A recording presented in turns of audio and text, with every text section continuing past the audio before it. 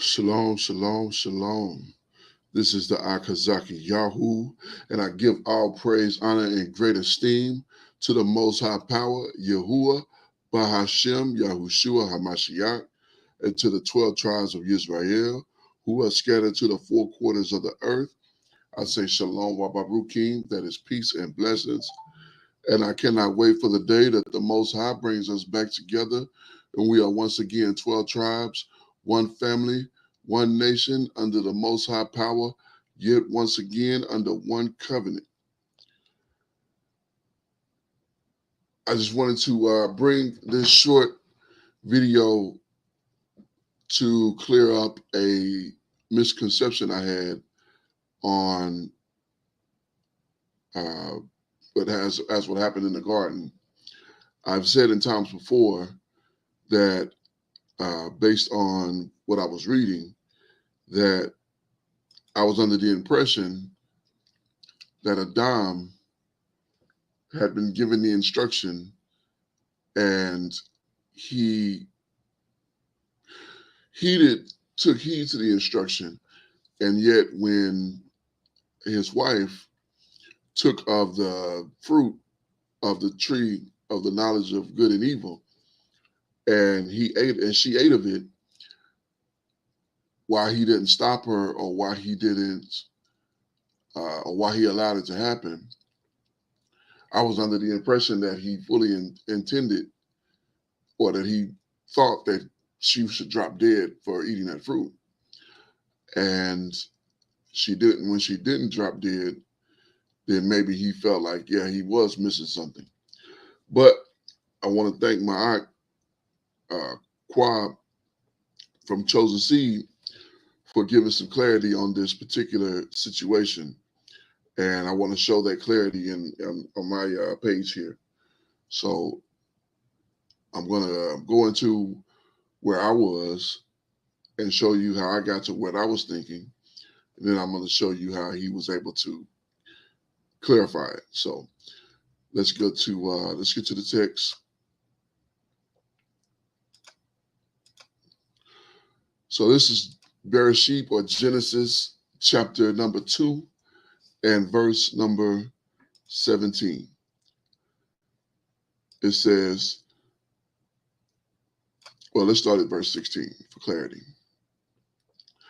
It says, and Yahuwah power commanded the man, saying, of every tree of the garden you may freely eat, but of the tree of the knowledge of good and evil you shall not eat of it, for in the day that you eat thereof you shall surely die. So we can see here clearly that the Most High has given Adam clear instruction that he could eat from the garden, of every tree of the garden. But in the midst of the garden is the tree of the knowledge of good and evil. I like to refer to this tree as the tree of death. So in the midst of the garden, you have the tree of life and you have the tree of death.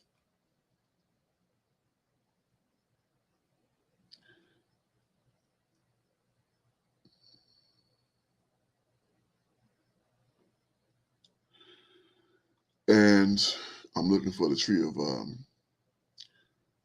life.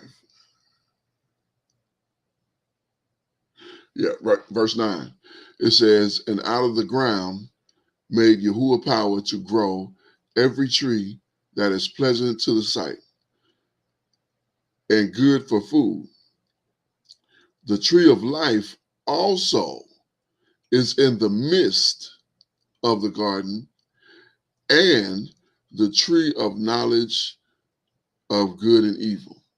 So the tree of life is in the midst of the garden, and the tree of knowledge of good and evil, which is the tree of death. Because of this tree, because of eating from this tree, we all die.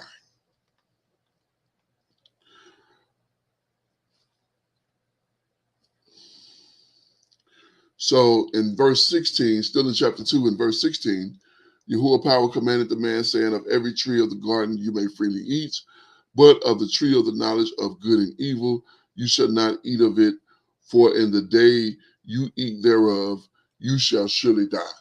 So that was the instruction that Adam was given. Let's skip over to chapter number 3.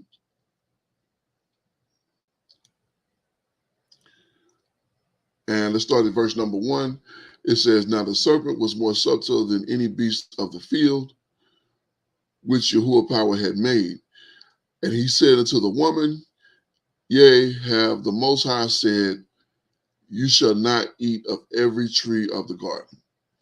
And the woman said unto the serpent, we may eat of the fruit of the trees of the garden, but of the fruit of the tree which is in the midst of the garden, the Most High have said, we shall not eat of it, neither shall we touch it, lest we die. Now the serpent said to her, and the serpent said unto the woman, you shall not surely die. For the Most High do know that in the day you eat thereof, your eyes shall be opened, and you shall be as gods, knowing good and evil. And when the woman saw that the tree was good for food, and that it was pleasant to the eye, a tree to be desired to make one wise, she took of the fruit thereof and did eat, and gave also unto her husband with her, and he did eat. And the eyes of both of them were open, and they knew they were naked, and they sewed fig leaves together and made themselves aprons. Now, I've said before that because of the instruction we read in the previous chapter, that the reason that Adam was there with her and watching her do this and interact with this serpent was because he fully expected that she would drop dead if she ate that fruit. And when she didn't drop dead, then he was willing to take part of it as well. But all praise to Yahuwah, from our aunt, who I had shared that same sentiment with, and he's gotten some clarity, given some clarity on it. And I want to play his clip from his lesson. The lesson is titled The Beautiful Lie. And I'm going to put a link in the description box so that you're able to check out their lesson. Now, these are some brothers who I very much respect out of Detroit, Michigan. And they teach, they have the Most High have used them to teach me extensively, and not only myself, but a great amount of Israel. They have been able to teach and edify the nation greatly. So all praise to the Most Akeem for the greater good. But let's pick up where he was in the lesson here. To the earth.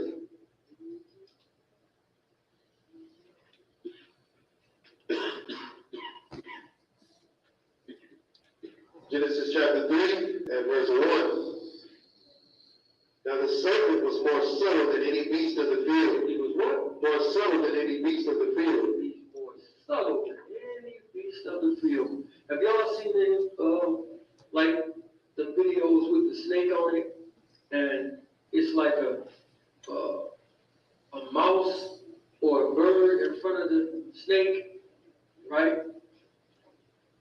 And instead of getting out the way or flying away, what do they sit there and let happen to them?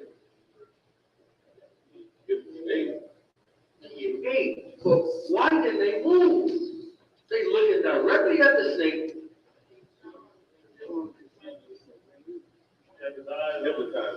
He did what to him?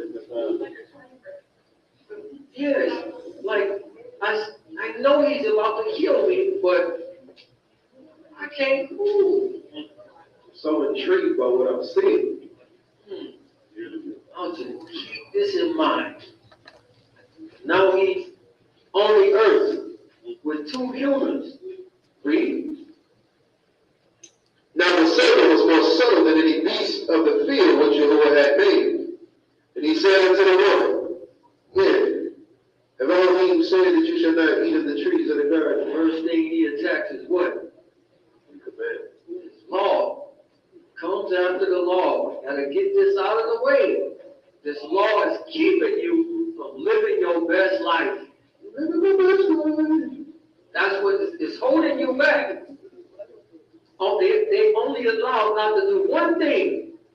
All the billions of other trees, you can do what you want, but one thing is stopping you from living your best life. And that's that law. I can get it out the way. You can live your best life. Read. And the woman said unto the serpent, We may eat of the fruit of the trees of the garden, but of the fruit of the tree which is in the midst of the garden, Elohim have said, You shall not eat it, neither shall you touch it, lest you die. And the serpent said unto the woman, You shall not surely die. God lying to you. He lying to you. You won't die. Look. I ain't looking, I ain't dead. And look how beautiful I am. He's the shining one. Right? Look how beautiful I am. Right? He's straight, charming. Read. For Elohim do know that in the day that you eat thereof, your eyes shall be opened, and ye shall be as God. You shall be as what? You shall be as God. See, you could be just like him, but without what? Without the law. You can be your own God without the law. You are nobody holding you back, nobody telling you that you can't do this, nobody's over you. You can do whatever you want, because his only command is do as thou wilt. Read. For Elohim do know that in the day that you eat thereof, then your eyes shall be opened, and you shall be as gods, knowing good and evil. Knowing what? Good and evil. Knowing good and evil. Being able to decide what's good and what's evil. Because you say it's evil, that don't mean that I think it's good for me. Read. And when the woman saw that the tree was good for food, and that it was pleasant to the eyes, and a tree to be desired to make one wise, she took of the fruit thereof, and did eat. And did what? And did eat. And did eat. Now the question is why don't Adam stop this? What has got him where he don't say nothing? Why don't he stop this?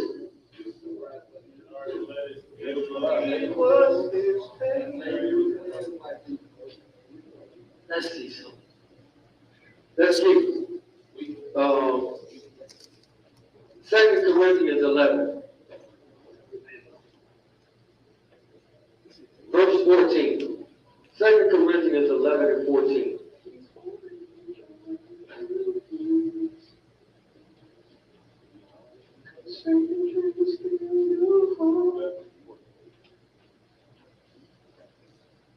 Second Corinthians 11 and 14. And no marvel, And no what? and no marvel, And don't marvel, read. for Satan himself is transformed into an angel of light. Into what? An angel of light. To an angel of light. But he says, don't marvel. What does that mean, to marvel? To be in awe, to be in, let's look at the definition for this.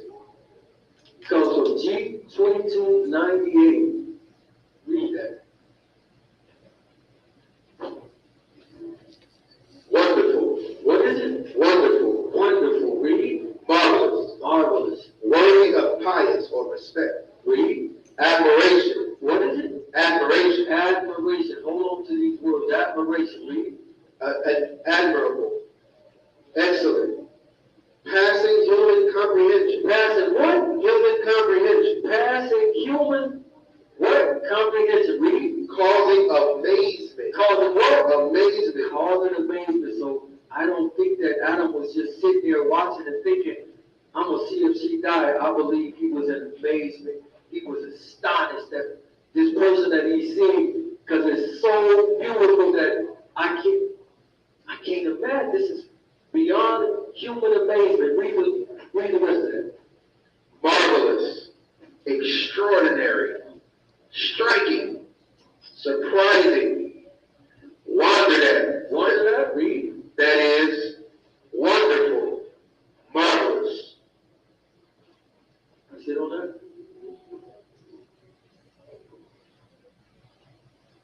Let's see. Causing amazement. Causing what? Causing amazement. Read. Joined with terror. Joined with what? Terror. Joined with terror. So you ever seen something that was so amazing to you and it's like, I'm afraid of it, but you're drawn to it.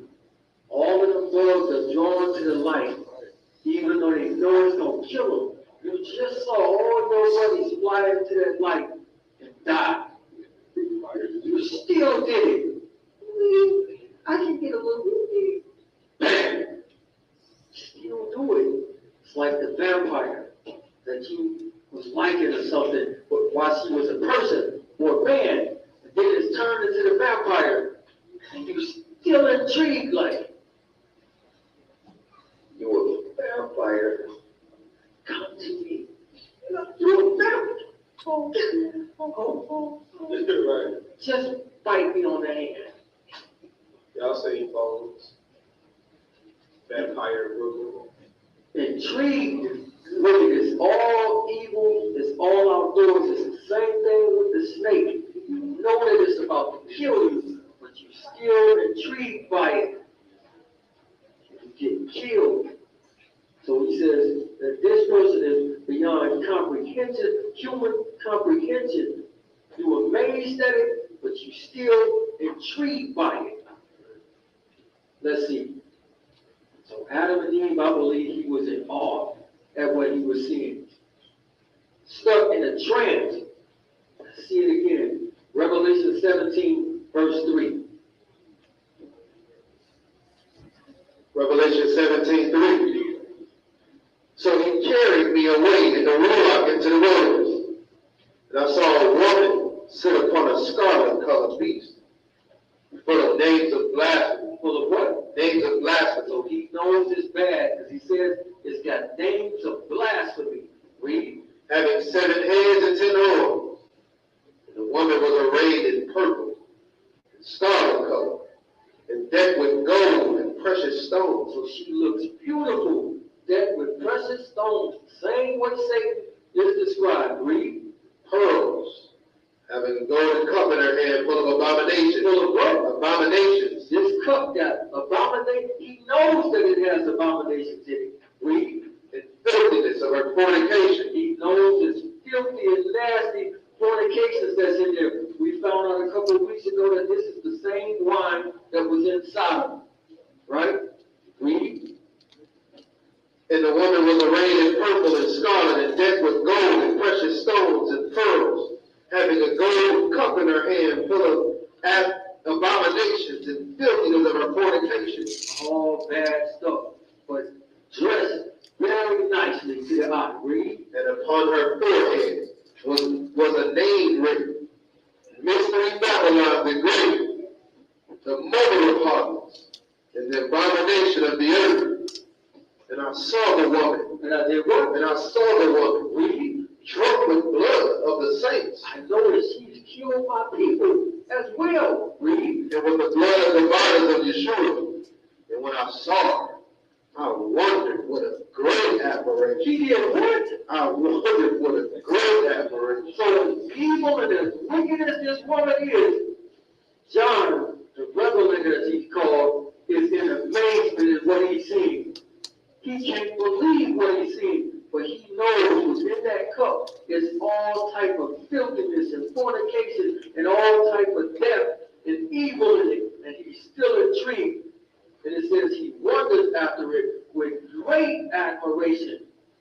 She was fine. Why is it? It's evil. Well, why is he wondering after it? Can't keep his eyes off of it. See the beast. Revelation chapter 13, verse 3. Revelation 13:3. And I saw one of his hands as it were wounded to death. And his deadly wound was healed, and all the world wondered after the beast. All the world wondered after the beast. In amazement. I know it's evil, but I'm going to follow it anyway. The whole world wonders after the beast. He says, you are in the world, but don't be of the world. So the whole world is going to wonder after the beast with that same type of look and amazement, the beauty. Verse 4. And they worshiped the dragon, which gave power to the beast. They worship him. They wondered at first, and then they turned and worshiped him. Think the beauty got something to do with it. Let's see the same word, wander. Matthew 18, verse 24.